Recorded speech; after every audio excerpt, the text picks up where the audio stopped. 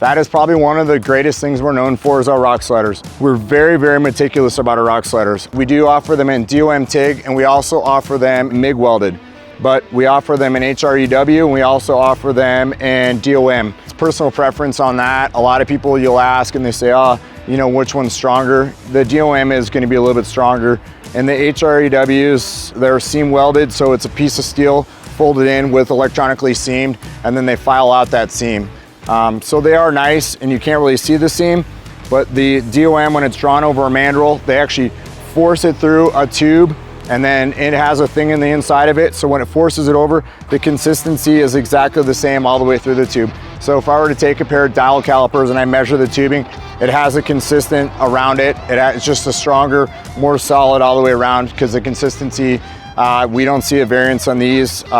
We see, like on HREWs, we can see anywhere from a 40 to 60 thousandths variance on the tubing walls.